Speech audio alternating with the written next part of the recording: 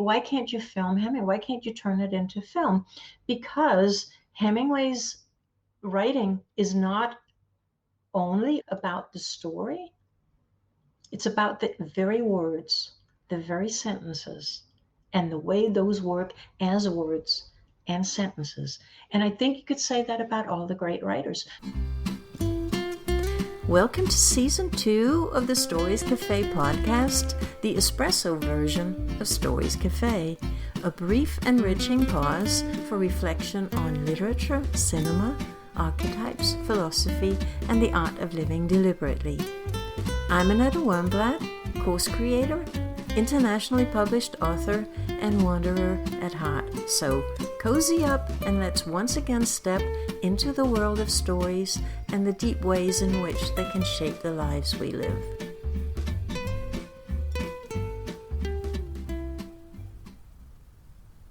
When I say that, to me, Hemingway's the greatest writer that ever lived. That has a lot to do with it. His ability to use that specific definition of literature as an art form, which is different from all the other art forms. So what is it that I mean when I say that Hemingway's the greatest writer that ever lived?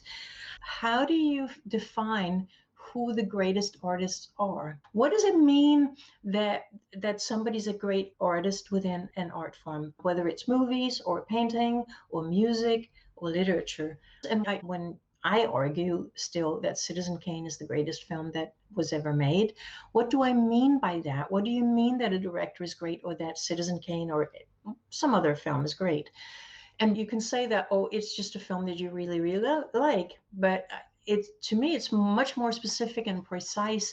The fact that I like it doesn't necessarily make it great, because you have that like guilty pleasures, films or books that you know they're not very good, but you really love them. But that doesn't make them great. The greatest artists are those whom you wouldn't be able to translate to another media. When a film does something that is very specifically film, that you could not do in any other art form. That means that obviously you have to have a captivating story, a story that moves us, because if you only have the form, then it probably becomes boring. But it is very much what Hitchcock says, is that when we talk about movies, we have a tendency to talk about them as if they are only their content, and the content is not the art, right? The content is not the art. And that means that when movies do something that only movies can do, that you can only do in movies, that is what makes a movie great. So if you take like The Leopard, the Visconti film, the way that it tells that story, not just the story it tells, but the way it tells it. And that's what is, if you can take a movie and produce it on stage, you can turn it into a stage play, then it may be a captivating story, but it's not a great movie. Because a great movie, you wouldn't be able to do that. And that means if you take The Party, the Danish film by Thomas Vinterberg, that's a captivating story. It's a gripping story. It's a moving story, but it's not a great film, because if you take that film and produce it on stage, it actually becomes better.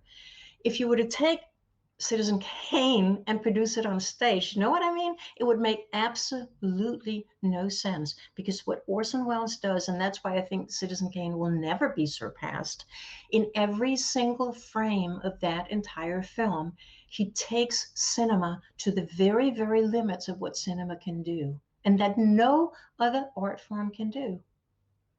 And when I say that Hemingway is the greatest writer that ever lived, that is what I mean about Hemingway too. So if we go back one step to what is literature, what is it that literature does, and then look at who are the great writers.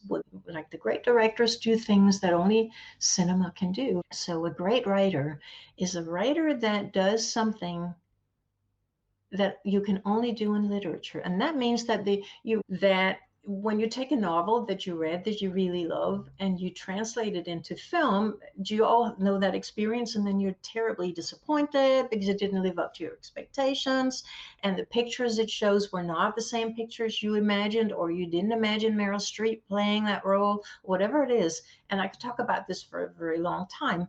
But one of the things is that the greater a writer is, the less that book will be only about the story. Is that if you take a great writer who does things with language that no other art form can do in any other way of expression, the greater a writer is, and if we agree that a great writer is someone who does that with language, then you cannot necessarily translate that into film. You can, and I always say about Hemingway, you cannot film Hemingway, even if you have Spencer Tracy playing the role.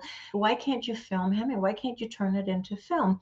Because Hemingway's writing is not only about the story, it's about the very words, the very sentences, and the way those work as words and sentences. And I think you could say that about all the great writers. So that means that the greater a writer is, the less that work of fiction will be primarily about the story, just as Hitchcock said. It will be about the art form. It is the way that story is told. It is the way those words are chosen and put together in those sentences. And you cannot film that unless you film the page, which would be sort of cheating.